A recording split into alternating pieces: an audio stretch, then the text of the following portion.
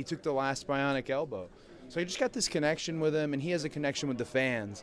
And I don't know if you guys saw, but when he was in the ring, he's literally like unhinging, and just coming out of whatever shell had been put over him. So I was just really happy, and I'm not happy he went after Kenny, but I was really happy. So Moxley, which we did.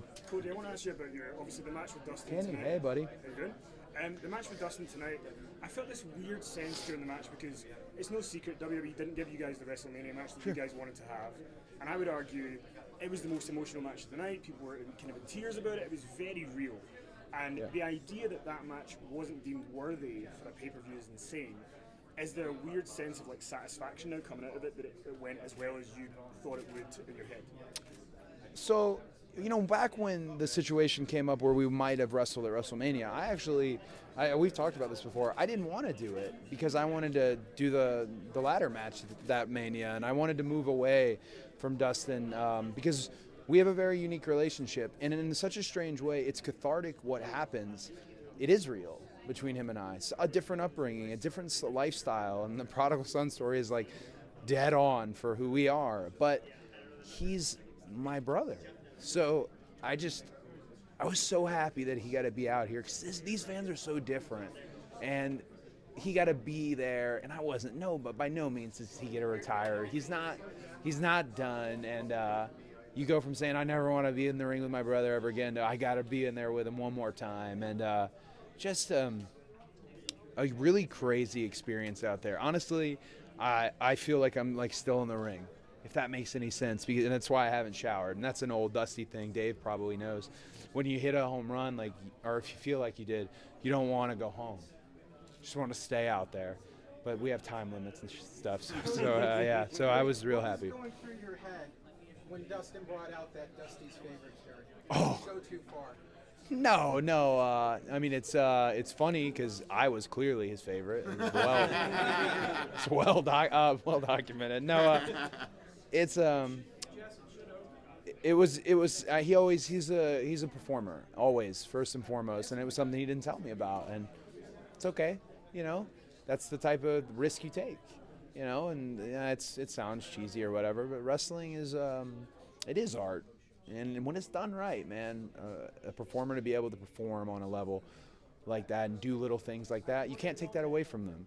Sometimes it's a miss. That wasn't a miss. They chanted it tonight. I think Cody, the sledgehammer, the chair, a lot of people buzzing about that. Could you walk us through your thought process, the idea behind that, why it was important to do that? Okay, so I had a literal dream about this type of entrance. And I'll be, I loved when Triple H came out at WrestleMania 30, and it was kind of like Shao Kahn, and it was really cool, and the throne kind of symbolized his reign. And man, I want to play ball. I'm not, I know we don't say competition, but it stands for itself, And I also want people to know this role, this executive vice president role, which I love and I'm excited about. I want to be a wrestler first. And that's great. We were able to do that tonight. Tony Khan sat in Gorilla and timed the show. That takes years how to learn. I mean, Gerald Briscoe, he was the only guy who could do it for a long time. Tony did it tonight on his first try.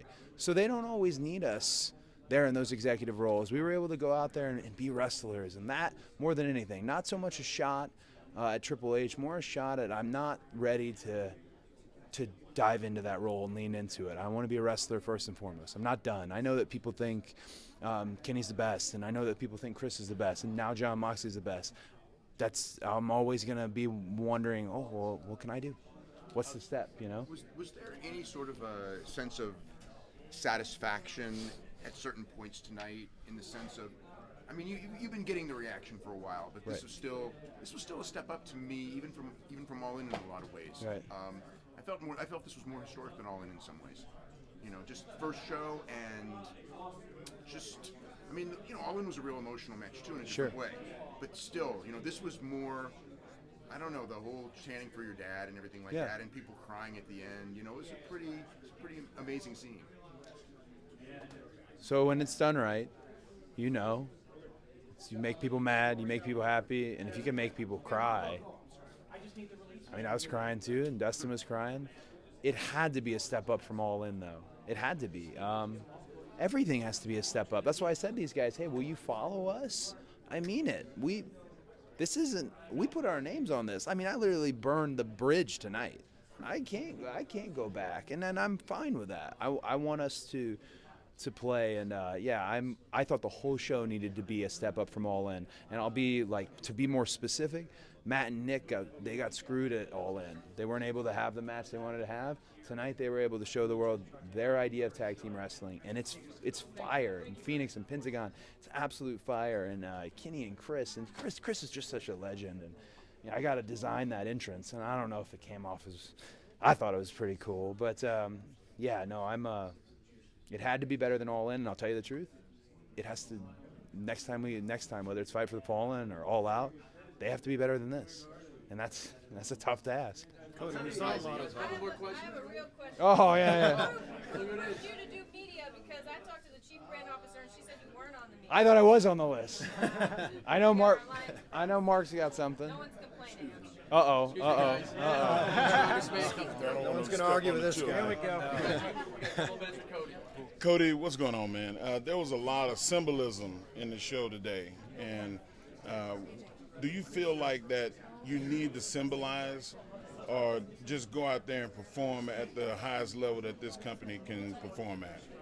I think it was important that we provided a variety. Eric Bischoff, that was something big, and it stuck with me. It was like the buffet.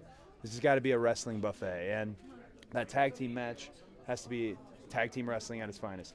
Kenny and Chris has to be bell to bell, work great, all that at its finest. And then what I do, I like to lean into the emotional character side of this. That's probably my wheelhouse. So I wanted all the symbolism.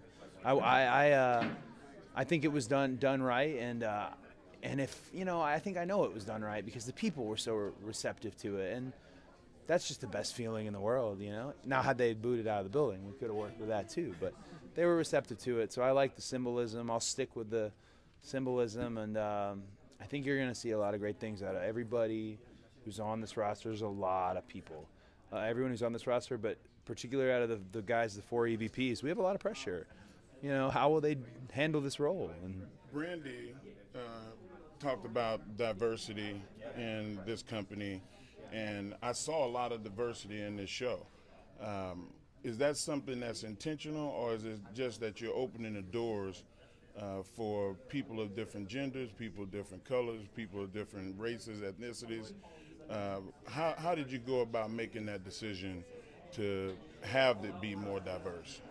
Well, I'm in an interracial marriage, and I've learned a lot that I would have never known. One time I told Brandy, I said, I don't have a racist bone. I said, I don't see color. And she said, well, then you don't see my experience.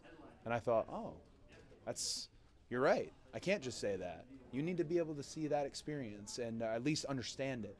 And the old territory system of just one, and a lot of folks may remember that, that's out.